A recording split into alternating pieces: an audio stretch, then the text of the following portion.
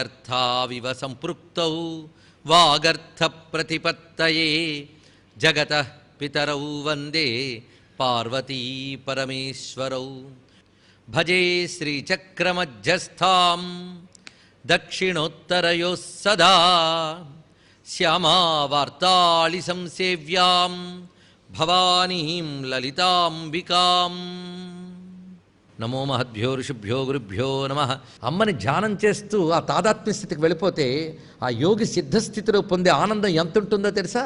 అది అనంతం, అపారం. అదే సచ్చిదానందం. ఆ ఆనంద అనుభూతియే సుధా సముద్రము. ఆ ఆనంద అనుభూతి కేంద్రమై ఉంటున్నది అమ్మ. అది మణిద్వీపం అంటే.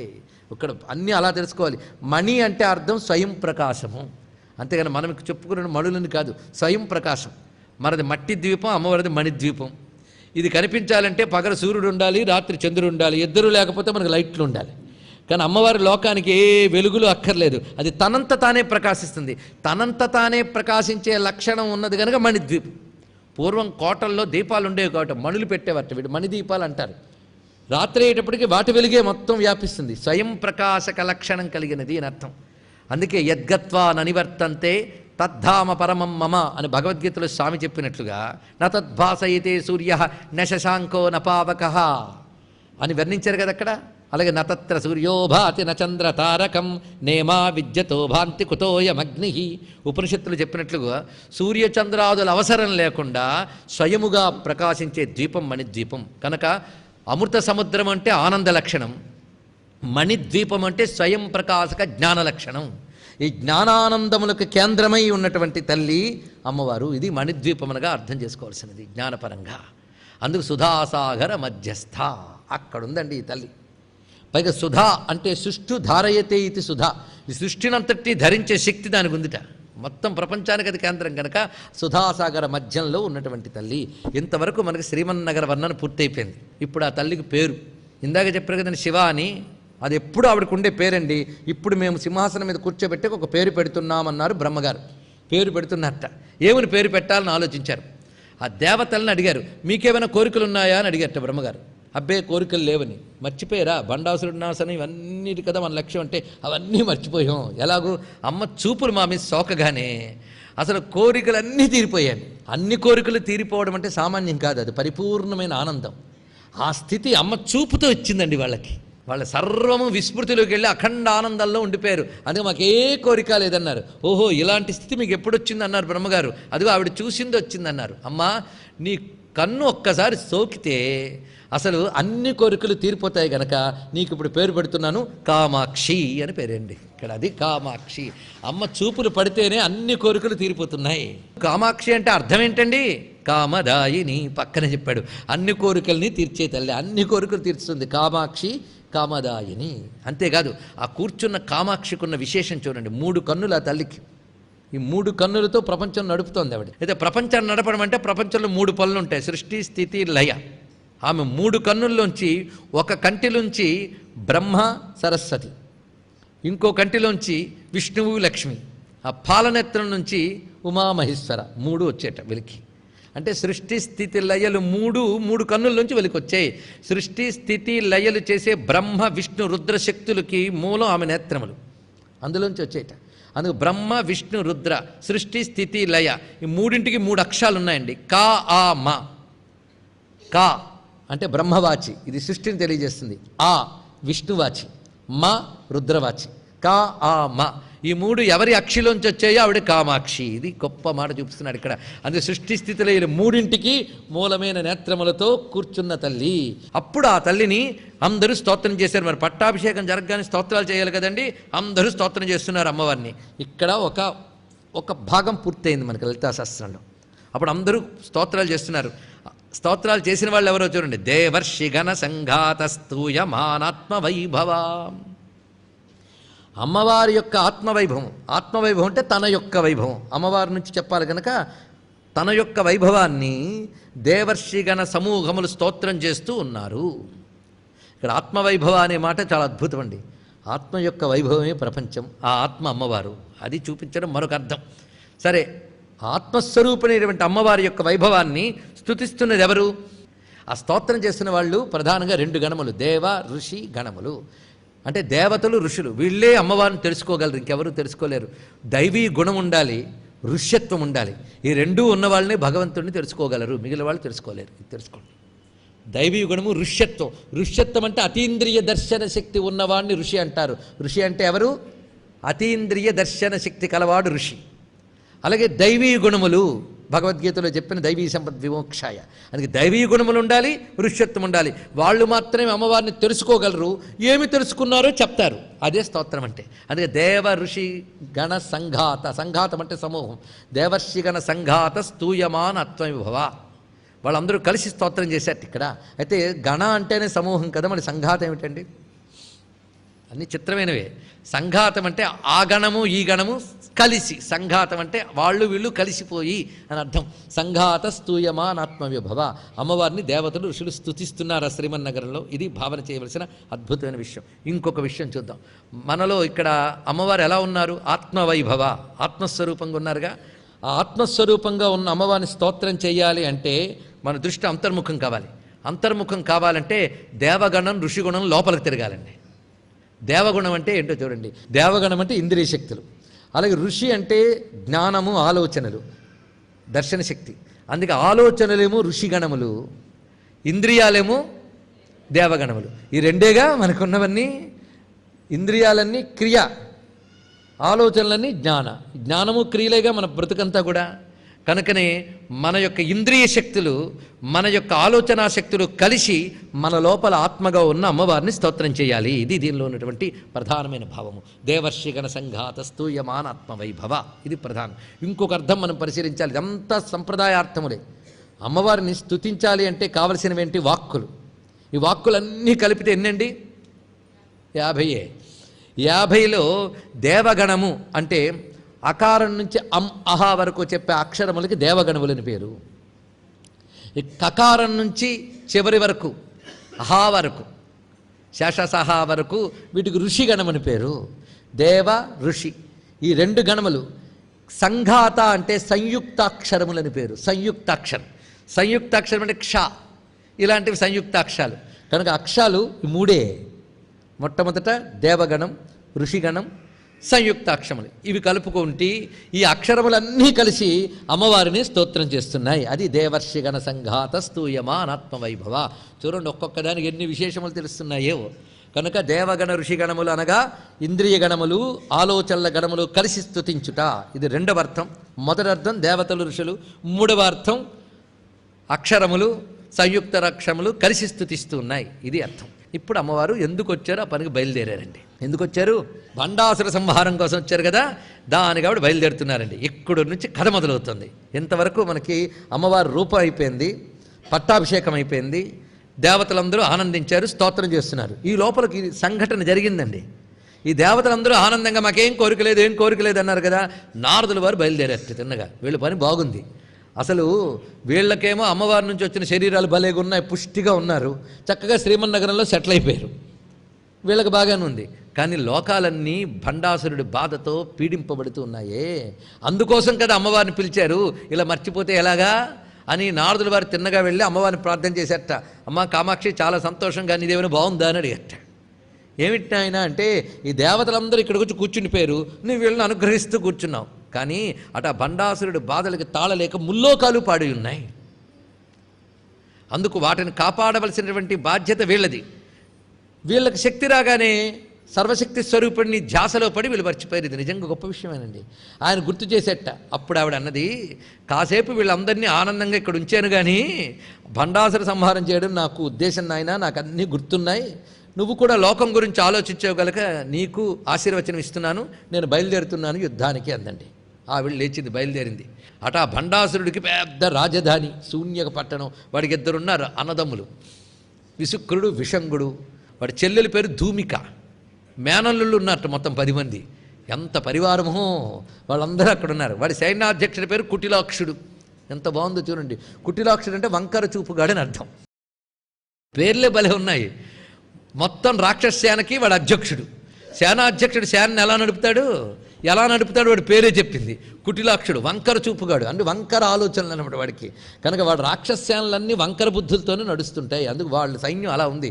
ఇప్పుడు అమ్మవారు అంత కౌంటర్ తయారవ్వాలి కదండి, అంత సేనలు నమ్మకుండాలి. చూస్తూ ఒక్కరు ఎలా వెళ్తారా అని చూస్తున్నారు. ఒక్కసారి అమ్మవారు మందహాసం చేసేట. ఆ చిరునవ్వు నవ్వగానే అమ్మవారి శరీరం నుంచి సూర్యుడి నుంచి కిరణాలు వచ్చినట్లుగా కోట్ల కొలది శక్తులు బయటకు వచ్చాయండి. ఆ కోట్ల కొలది శక్తులు బయటకు వస్తుంటే అమ్మవారు చూస్తున్నారు. ఇప్పుడు అమ్మవారు ఒక్కరిగా కనబడుతున్న కోట్ల శక్తుల సమాహార రూపిణి ఒక్క భావం మనకు కలగద్దు. ఆ కోట్ల శక్తులు వచ్చేట. ఆ రావడం ఎలా వచ్చాయి? ఆయుధాలు పట్టుకుని అమ్మ మేమందరం సిద్ధం అన్నాయట. దేనికి? భండాసురుడి సైన్యాన్ని దెబ్బతీయడానికి మేమందరం సిద్ధంగా ఉన్నామమ్మా అని. ఎప్పుడైనా సైన్యం సిద్ధంగా ఉన్నాయంటేనే రాజుగారికి ఆనందం. అంతేగాని వెళ్ళమంటారా యుద్ధానికి? తప్పదంటారా? చెయ్యికి తప్పదంటారా అంటూ ఉంటే వాడికి ఏం ఉత్సాహం వస్తుందండి. అందుకే సేనలన్నీ మహోత్సాహంగా బయటకు వచ్చేటండి. ఆ వచ్చిన వాళ్ళందరి నుంచి శభాష్ అన్నది బయలుదేరుతుంది. ఇప్పుడు తరలి వస్తోంది యుద్ధభూమికి తల్లి. ఆ సేనలన్నీ చుట్టూ ఉన్నాయి. ఒక్కసారి దృశ్యంలోకి రండి. భండాసుర వధోద్యుక్త శక్తిసేనా సమన్విత. భండాసురుణ్ణి వధించడానికి ఉద్యుక్త సిద్ధపడిపోయిన శక్తిసేనలతో కూడిన తల్లి. ఇది నామాలు చెప్తున్నారా, కథ చెప్తున్నారా? నామాలతో కథ చెప్తున్నారు. అలా బయలుదేరింది అమ్మవారు.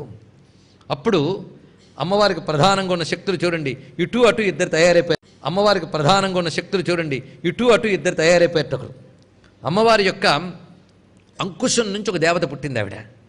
ఆవిడ అమ్మవారి గజబలానికంతటికీ అధ్యక్షురాలుగా ఉండి నడుపుతోంది. ఆవిడ ఇటువైపు గజబలం అంతా ఉందండి. అమ్మవారి అంకుశం నుంచి వచ్చింది అది. ఆ తల్లి అంకుశం అంటేనే ఏనుగుని పొడిచేది. అందుకే ఏనుగుని కంట్రోల్ చేయడానికి శక్తి ఆవిడ అక్కడి నుంచి వచ్చిందండి. ఆవిడ పేరుతో చూపిస్తున్నారు. సంపత్కరీ సమారూఢ సింధుర వ్రజ సేవిత. సింధురము అంటే ఏనుగులు, వ్రజ అంటే సమూహము. సంపత్కరీదేవి నడిపిస్తున్నటువంటి ఏనుగుల గుంపుతో సేవింపబడుతున్న తల్లి. ఆ సంపత్కరీదేవి వచ్చింది. ఆవిడ నిగ్రహిస్తోందండి. ఇక్కడ ఎన్ని ఔచిత్యాలు ఉన్నాయో పరిశీలిస్తే అందమే అందమండి. సంపత్కరి అంటే ఐశ్వర్యాలు ఇచ్చేది. సంపత్కరిని తలంచితే మాకేం ప్రయోజనం అండి? పేరే చెప్తుంది ఏం ప్రయోజనమో. లక్ష్మీదేవికి ఇటు అటు ఏనుగులు ఉంటాయి, మీరు పరిశీలించండి. ఏనుగులు ఐశ్వర్య స్వరూపాలే. ఐశ్వర్యాలు ఉంటే సరిపోదండి, వాటికి కంట్రోలింగ్ ఉండాలట.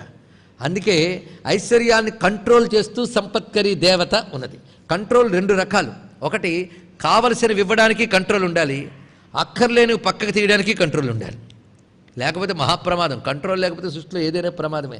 అందుకే ఐశ్వర్యాన్ని కంట్రోల్ చేసే తల్లి పేరు సంపత్కరీ. ఈవిడ ధ్యానం. అందుకే ఆవిడ అంకుశం చేత్తో పట్టుకుంది. ఇందులో పెద్ద రహస్యం ఉన్నది. ఈ సంపత్కరీదేవే వాడు పంపే దుర్మదుడు అనే రాక్షను కొడుతుంది. దుర్మదము, మదము ఐశ్వర్యం వల్లే వస్తుందండి. ఐశ్వర్యం వల్ల అహంకారం వస్తుంది, క్రమంగా మదం అయిపోతుంది. ఈ మదాన్ని కంట్రోల్ చేస్తే కానీ ఆధ్యాత్మికంగా ఎదగలేం. ఈ యుద్ధం అంతా కూడా ఆధ్యాత్మిక సాధనే. ఐశ్వర్యాల వల్ల మదం ఏర్పడితే పరమాత్మ తెలియబడ్డు. ముందు అది కంట్రోల్ చేయాలంటే ఆత్మశక్తి రావాలి. ఆత్మశక్తే సంపత్కరిగా వచ్చింది. ఆ నిగ్రహ శక్తి అనేది ఇక్కడ చూపిస్తున్నారు. ఇది మొట్టమొదటిగా ఐశ్వర్యాలను నిగ్రహించే తల్లి. అందుకే సంపత్కరి సమారూఢ సింధుర వ్రజసేవిత. ఈ తల్లి పేరు సంపత్కరి. ఇప్పుడు మరొక తల్లి వస్తుంది. అశ్వారూఢాధిష్ఠిత స్వకోటి కోటిభిరావృత. కోట్లో కలిది గుర్రాలు ఉన్నాయట, అశ్వములు. వాటన్నిటిని కంట్రోల్ చేసే శక్తి వచ్చింది. ఆవిడ పేరు అశ్వారూఢ. ఈవిడ ఎక్కడి నుంచి వచ్చిందో తెలుసా? లలితా పరమేశాన్య పాశాయుధ సముద్భవ. అమ్మవారి యొక్క పాశాయుధం నుంచి వచ్చిందిట, పాశం నుంచి వచ్చింది. పాశం కడుతుంది కదండి, గుర్రాలను కట్టాలి, ఏనుగుల్ని నొక్కాలి. అందుకు నొక్కడానికి అంకుశం, కట్టడానికి పాశం. ఎంత చక్కగా ఉందో చూడండి. అందుకు పాశం నుంచి వచ్చింది అశ్వారూఢ. వచ్చి గుర్రాలన్నింటినీ నిగ్రహించడానికి వచ్చిందిట. గుర్రాలు అంటే ఇంద్రియాలు, ఇవి ఒక మహాప్రమాదం. మొదటిదేమో ఐశ్వర్యం, ఇది పెద్ద ప్రమాదం. రెండవది ఇంద్రియాలు. అందుకే వీటికి కంట్రోల్ చేయాలి, కట్టిపడాలి. అంతేగాని గుర్రాలంటే తీసేయకూడదు, ఉండాలి కానీ కంట్రోల్ చేయాలి. అందుకే నిగ్రహ శక్తే మరొక రూపంలో వచ్చింది. మదాన్ని నిగ్రహించడానికి సంపత్కరి, ఇంద్రియాలను నిగ్రహించడానికి అశ్వారూఢ.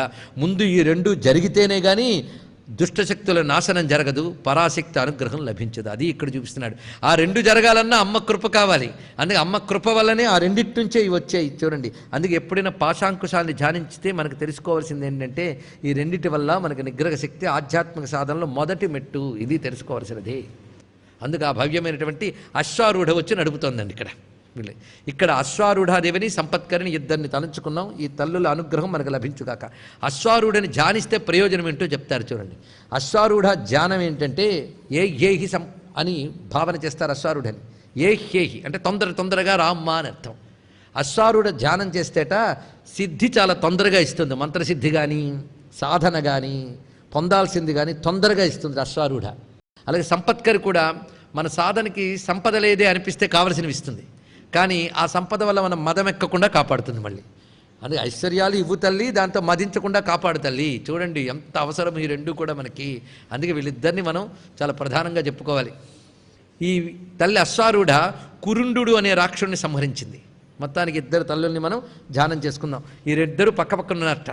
ఇప్పుడు అమ్మవారి యొక్క రథం వర్ణిస్తున్నారు. చక్రరాజ రథారూఢ సర్వాయుధ పరిష్కృత. అమ్మవారి యొక్క చక్రరాజం తయారైపోయింది. అంటే శ్రీచక్రం అమ్మవారి రథం. యుద్ధానికి వెళ్ళేటప్పుడు శ్రీచక్రమే రథం అయిందిట. అంటే శ్రీచక్రంలో ఉన్న మంత్రశక్తులే ఆయుధములు, దేవతలు, ఈ రెండూ కూడా. ఇది తెలుసుకోవాల్సింది.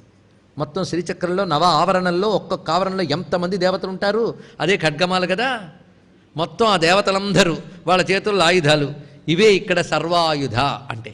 సర్వ మంత్రశక్తులతో ఉన్న శ్రీచక్రం సిద్ధమైంది. ఆ శ్రీచక్రానికి మనం కూర్చున్నాము అంటే ఆ శ్రీచక్ర రూపంలో అమ్మవారు వచ్చి మన లోపల భండాసురుడిని కొట్టడానికి వస్తున్నారని అర్థం. ఇకదంతా ఇప్పుడు మనం తెలుసుకుంటూ ఉండాలి. భండాసురుడు పోయాడా మోక్షమే. అందుకే చక్రరాజం, శ్రీచక్రానికి చక్రరాజం అని పేరు. చక్రం అంటే యంత్రం. యంత్రాలు ఎన్ని ఉన్నా యంత్రాల్లో రాజు లాంటిదండి శ్రీయంత్రం. దాన్ని మించి మరొకట్లేదు. అందుకే దానిపై చక్రరాజ. ఆ రథంపై ఆవిడ కూర్చుంది. రథం ఉందంటే మొత్తం వార్ఫేరు ఎక్విప్మెంట్ అంతా రెడీగా ఉండాలి కదా ఈ రథంలో. అలా మొత్తం సర్వాయుధములు సిద్ధం చేసుకుని చక్రరాజ రథం సిద్ధంగా ఉన్నది. ఎప్పుడైతే అమ్మవారి చక్రరాజ రథం సిద్ధమైందో ఇటువైపు అశ్వారూఢ సంపత్కరి ఉన్నారో ఇప్పుడు అమ్మవారి ఇటు అటు రెండు రథాలు తయారయ్యాయండి. అవి ఈ రథంలోంచే రెండు వచ్చి పక్కకు వచ్చేట. ఎందుకంటే యుద్ధానికి అమ్మవారు ఒక్కరే బయలుదేరారు. ఎప్పుడు ఏది కావాలని అమ్మ నుంచే వెలికొస్తున్నాయి. ప్రతిదీ కూడా దీపం నుంచి దీపాలు వచ్చినట్టు, ఒక్క దీపం వెలిగించి దాంతో ఎన్నో దీపాలు పెట్టినట్టు అమ్మ నుంచి వీళ్ళందరూ వస్తున్నారు ఒక్కొక్కటి. ఇప్పుడు రెండు రథాలు అమ్మవారికి ఇటు అటు వచ్చాయి. ఆ రెండు రథాలకి నమస్కారం చేసుకుందాం. ఇప్పుడు వచ్చిన ఆ రెండవ రథం గేయ చక్ర రథారూఢ మంత్రిని పరిసేవిత. అమ్మవారికి కుడివైపు ఉన్నటువంటి రథం ఇది గేయ చక్రం. గేయం అంటే గానం, నాదం. నాదచక్రం అంట. ఆ నాదచక్రం వచ్చింది. ఆ నాదచక్రంలో ఉన్నటువంటి అమ్మవారి యొక్క ప్రధానమైన శక్తి మంత్రిణీ పరిసేవిత. మంత్రిణీదేవి, ఈవిడే శ్యామల అని చెప్పబడుతుంది. రాజశ్యామల. ఈ యంత్రాన్ని ధ్యానిస్తే చాలు ధన్యులమైపోతామండి. ఈ తల్లి యొక్క అనుగ్రహం పొందితే సర్వ విద్యలు బుద్ధులు బాగుపడతాయి. ఈ తల్లి అనుగ్రహాన్ని పొందినవాడే కాళిదాస మహాకవి. మాతంగ కన్యాం మనసా స్మరామి మాణిక్య వీణాం ఉపలాలయంతీం మదాలసాం మంజుల వాగ్విలాసాం మహేంద్రనీలజ్యుతికోమలాంగీం మాతంగ కన్యాం మనసా స్మరామి. ఆ తల్లి అక్కడ సిద్ధమైంది. ఆవిడ పేరే మంత్రిణి. మంత్రిణి అంటేనే తెలుస్తుంది. రాజుగారు ఉంటే మంత్రి ఉండాలిగా, మరి ఇక్కడ రాణిగారు ఉంటే మంత్రిని ఉందంతే. మంత్రిని అంటేనే మంత్రాంగం అంటే ఆలోచన, వ్యూహరచన చేయాలంటే ఆలోచన ఉండాలి. అవతల వాడితో యుద్ధం చేయాలంటే స్ట్రాటజీ, ప్లానింగ్, ఇదంతా నాలెడ్జ్. ఆ నాలెడ్జ్కి దేవత ఇవిడా అనగానే శ్యామలాదేవి బుద్ధుల తల్లి. అది ఇక్కడ బుద్ధులుంటే కానీ దుర్మార్గాలు నశింపజేయలేం మనం. అందుకే ఆ తల్లి అక్కడ ఉన్నది. సర్వ విద్యల తల్లి శ్యామలాదేవి, సర్వ విద్యల తల్లి. ఈ తల్లి అనుగ్రహం ఉంటే అన్ని విద్యలు లభిస్తాయి. సంగీతం కానీ సాహిత్యం కానీ ఏ విద్యలైనా నాదము, శబ్దము, అక్షరము, స్వరంతోనే చెప్పబడతాయి కదా. అందుకే నాద, అక్షర, శబ్ద, స్వరం, అదే గేయ చక్రం అంటే. అందులో 7 ఆవరణలు ఉంటాయి. శ్రీచక్రానికి 9 ఆవరణలు ఉంటాయి. ఆ మంత్రిణీ చక్రమైనటువంటి శ్యామలాదేవి యొక్క చక్రానికి 7 ఆవరణలు. ఇందులో ప్రతి ఆవరణలో అనేక మంది శక్తులు ఉంటారు. రకరకాల శ్యామలాదేవతలు వాళ్ళందరికీ నమస్కారం చేయాలి. ఆ తల్లి అక్కడ ఉన్నది కుడివైపు. ఇప్పుడు అమ్మవారి ఎడం వైపు మరొక ఆవిడ వచ్చింది. కిరిచక్రరథారూఢ దండనాథ పురస్కృత. కిరి అన్న, కిటి అన్న వరాహము అని అర్థం. ఇది వరాహ చక్రంట. ఆ చక్రానికి మొత్తం 5 ఆవరణలు ఉంటాయండి. ఈ 5 ఆవరణలో వారాహి దేవతలు అనేక మంది ఉన్నారు. ఈ వారాహి దేవతలందరికీ మూల దేవతగా మహావారాహి అని ఆవిడ బిందు స్థానంలో ఉంటారు. ఆ చక్రంలో ఆవిడ శక్తులే అన్ని వరాహాలు. ఈ వారాహి రూపాలన్నీ ఉన్నాయి. వారాహి రూపం ధ్యానం యొక్క విశేషం చూడండి. వారాహి పేరన్న తలంచుకున్న వచ్చే శక్తి ఏమిటో ఒక్కసారి పరిశీలిద్దాం. వారాహి చేతులు ఏముంటాయి? ముసలము, హలము అంటే రోకలి, నాగలి. నాగలి దేనికి? పంట పండించడానికి. వచ్చిన పంటని మనం తినడానికి అనువుగా చేసేది రోకలి. అందుకే వారాహి అంటే భూమిని ధరించే శక్తేగా. అనగా అన్నప్రదాయిని. వారాహి అంటే అన్నమునిచ్చే శక్తి. ఈ తల్లే మనకు అన్నాలను ఇవ్వగలదు, పుష్టినివ్వగలదు. వారాహి అన్నపూర్ణ యొక్క ఒక రూపమే ఈవిడ వారాహి. అందుకు వారాహి ధ్యానం ఉంటే అన్నము లభిస్తుంది. ఇది చెప్తున్నారు ఇక్కడ. అన్నం వల్ల శరీరము శక్తి మనకిస్తుంది. అందుకే శరీరము శక్తి ఇదంతా కూడా డిఫెన్స్ సిస్టమ్. మనకి ఆలోచన అంతా కూడా మంత్రాంగం, అది శ్యామలాదేవి. అదే శారీరకమైన శక్తి, బలము, క్రియ ఇవన్నీ చేయించింది. క్రియ అంతా శరీరంతోనే జరుగుతుంది కదా. కానీ క్రియాశక్తి వారాహి, జ్ఞానశక్తి శ్యామల. ఈ రెండిటికీ మూలమైన ఇచ్ఛాశక్తి, సంకల్పశక్తి లలితాదేవి. ఇప్పుడు మనం ఒక్కసారి భావన చేస్తే ఇటు శ్యామల అటు వారాహి, మధ్యలో అమ్మ. ఇది చూస్తే ఇచ్ఛా, జ్ఞాన, క్రియా 3 రూపములతో ఉన్న పరమేశ్వర సంకల్పశక్తి అయిన మహాకామేశ్వరి. ఇది భావన చేయాలి. అదే భజే శ్రీచక్ర మధ్యస్థాం దక్షిణ ఉత్తరయోస్తదా శ్యామ వార్తాళి. వార్తాళి అన్న వారాహి అన్న ఒకటే. సంసేవ్యాం భవానీ లలితాంబికాం. ఇలా మొత్తం సిద్ధమయ్యున్న కిరిచక్రధారూఢ దండనాథ పురస్కృత.